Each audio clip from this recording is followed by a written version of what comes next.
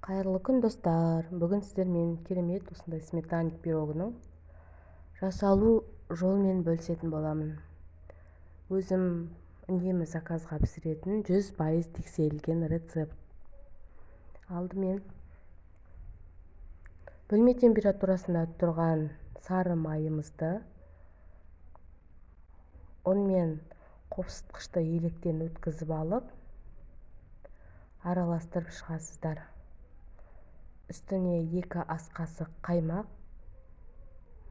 және 100 грамм шекер, бір жұмыртқамызды салып, жұмсақ қамыр илейміз. Негізі қаймақты қалауларыңыз бойынша қоссаңыздар да болады. Жұмсақ болу үшін қоспасаңыздар да дәмді шығады.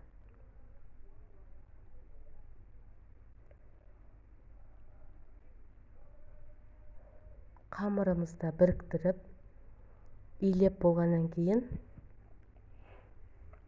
10-15 минутқа холодильникке қойып қатырып аласыздар. Оған дейін формамызды дайындаймыз. Формаға пергамент қағаз төлесеңіздер де болады. Менде дәл қазір пергамент болмағандықтан осылай жан-жағын астын майлап, тестамды алып, осылай тегістеп жайып шығатын боламын.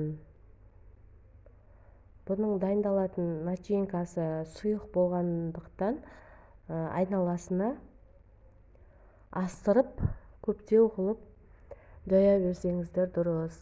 Себебі піскен кезде, пешке салған кезде көтеріліп, ішіне начинкасы ағып кетуі мүмкін.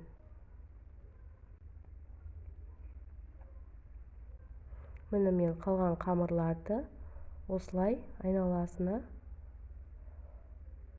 қосып жайып шықтым.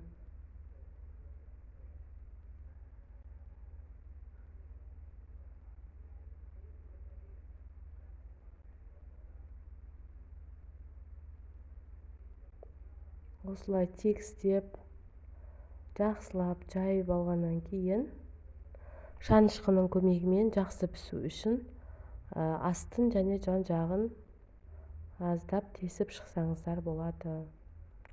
Толық дұрыс пісу үшін. Начинкасын дайындау үшін бізге 3 жұмыртқа, 500 грамм қаймақ және 100 грамм шекер қажет. Осы үшеуін жақсылап лопатканың көмегімен араластырып алдым.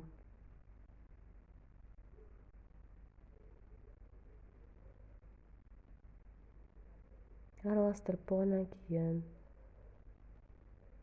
тестамызға салып, жан-жағын қасықтың болмаса шанышқының көмегімен тегістеп шығасыздар.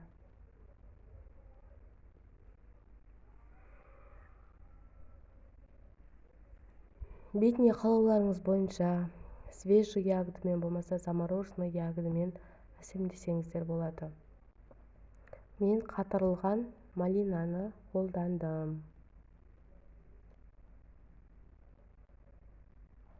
Бұл пирог негізі өзінің құпиялары бар. Сол құпияларын сақтай отырып жасасаңыздар, міндетті түрде сіздерден керемет дәмді чизкейкке ұқсаған пирог шығады. Бұл пирогты 180 градус қызып тұрған пеште 35-40 минутта пісіріп алдым. Піскен соң 2 сағат болмаса 3 сағаттай бөлме температурасында суытқандарыңыз дұрыс. Қатқанына көз жеткізіп қимылдатып көресіздер. Қатқанына көз жеткізгеннен кейін барып кескендеріңіз дұрыс. Ал пирогымыз дайын. Видеом ұнаса, маған тіркеліп, лайк басуды ұмытпаңыздар. Сіздермен болған сымбат. Күндеріңізге сәттілік тілеймін.